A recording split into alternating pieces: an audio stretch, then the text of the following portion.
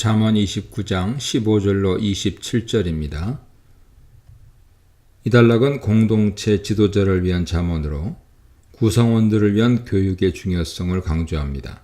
15, 17절에서는 자녀 교육의 중요성을 말하며 18, 21절은 공동체 구성원들에 대한 교육을 강조하고 22, 24절은 교육의 중요한 신뢰들을 제시하며 25, 27절은 교육 과정에 있어서 가장 중요한 가치가 여호와 하나님을 경외하는 지혜에 있음을 알려줍니다. 15, 17절입니다. 오늘 본문이 처음으로 강조하는 주제는 자녀 교육입니다. 15절은 자녀에게 채찍과 꾸지람을 내려야만 올바로 교육할 수 있다고 말합니다. 여기서 채찍과 교육은 물리적인 체벌을 직접적으로 가리키는 것이 아닙니다. 바르게 가르치기 위한 훈육 과정을 일반적으로 가리키고 있습니다. 하반절에서 임의로 행하게 버려둔 자식이란 부모에게서 떨어져 지나게 된 자라는 표현인데 자녀 교육이 부모에게 책임이 있다고 강조하는 잠언 맥락에서 이해하면 부모의 훈육을 받지 않고 자란 자녀라는 의미임을 알 수 있습니다. 즉 15절은 자녀를 훈육하지 않으면 나중에 부모의 수치가 된다고 말하고 있습니다. 16절은 악인이 많아질 때 죄도 많아지지만 의인들은 결국 악인의 멸망을 보게 된다고 말합니다. 즉 지금 당장은 악인이 흥왕하고 죄들이 많아지는 것을 볼지 모르지만 긴 안목으로 보면 그 악인들은 결국 패망할 것이라는 의미죠. 16절을 15절과 연결해서 생각하면 자녀들을 양육함에 있어서 근시안적인 태도를 취해서 올바른 교육을 소홀히 하면 안 되고 오히려 장기적인 안목으로 인생의 올바른 길을 갈 수 있도록 훈계해야 한다는 뜻이 됩니다. 17절이 이러한 15, 16절의 의미를 요약해 줍니다. 자식을 훈육하면 결국 그 자녀가 부모의 마음을 기쁘게 하고 맛있는 음식을 먹는 것과 같은 특별한 즐거움을 가져다 줄 것입니다. 18, 21절입니다.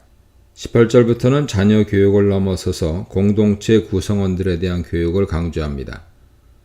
18절은 묵시, 즉 예언이 없으면 백성들의 삶의 모습이 나태해진다고 말합니다.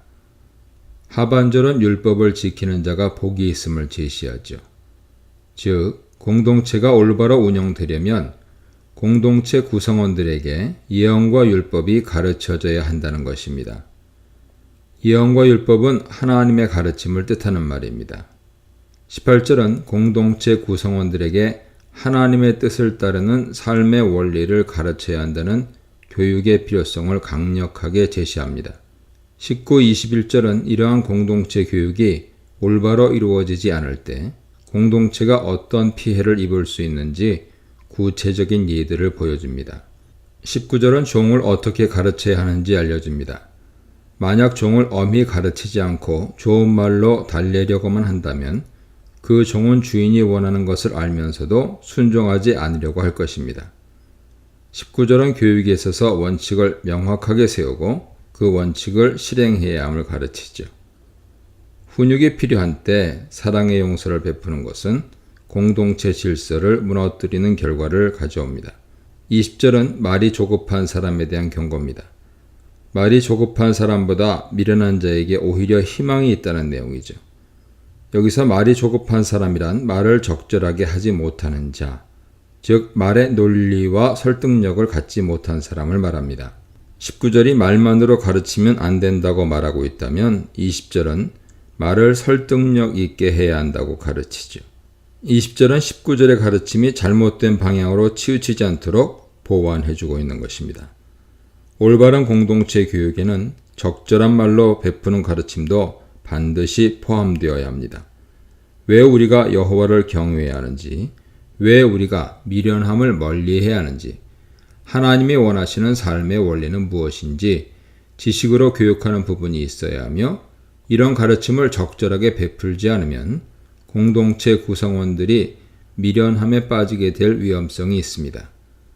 21절은 종을 올바로 양육하지 못했을 때의 결과를 미리 보여줍니다. 19, 20절에서 말한 대로 엄한 훈계 및 적절한 말로 가르치지 않으면 그 종이 나중에 성인이 되었을 때는 더 이상 통제할 수 없는 결과를 맞게 될 것입니다. 자식인 치하리라 하는 번역의 원문의 의미는 불분명합니다. 하지만 21절의 내용은 명확하죠. 공동체 교육을 소홀히 하면 언젠가 그 대가를 반드시 지불하게 될 것이라는 점입니다. 22, 24절입니다. 공동체 교육에 있어서 신뢰들을 제시하는데요.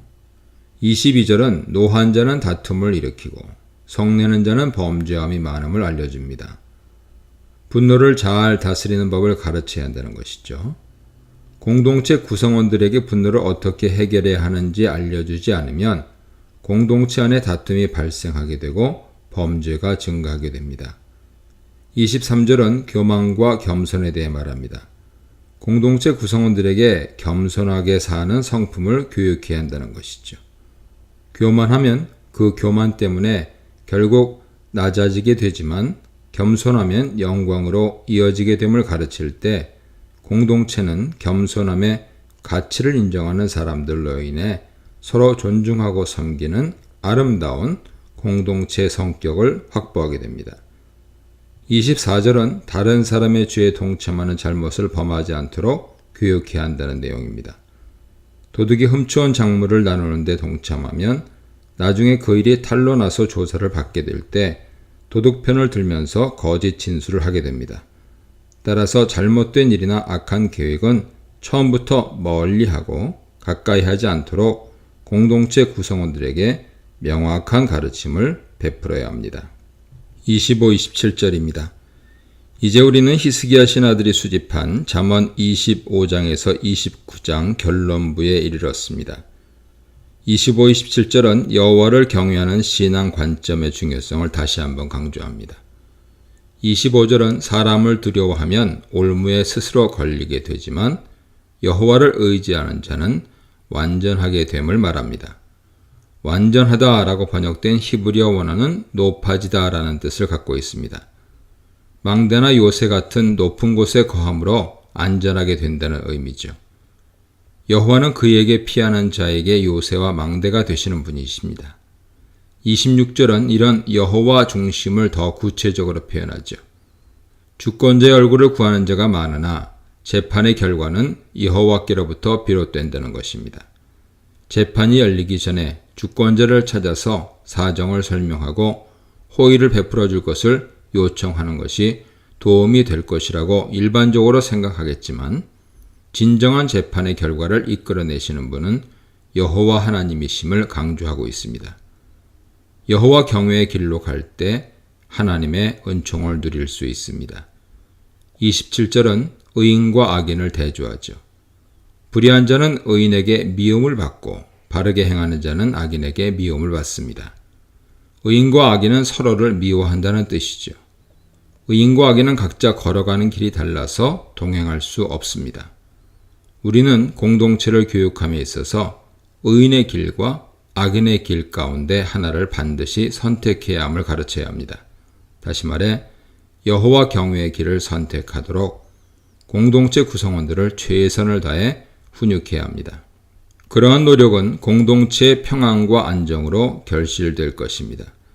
이런 훈육에 소홀하면 공동체가 무너지고 지혜의 가치를 잃게 되어 돌이킬 수 없는 파멸에 이르게 될 것이니 공동체 지도자들은 이 잠언 말씀을 통해 공동체 교육의 중요성을 깊이 깨달아야 합니다. 이 문단에서는 자녀 지혜 교육, 공동체 묵시 교육, 여호와 경외 교육에 대해 묵상해 보시기 바랍니다.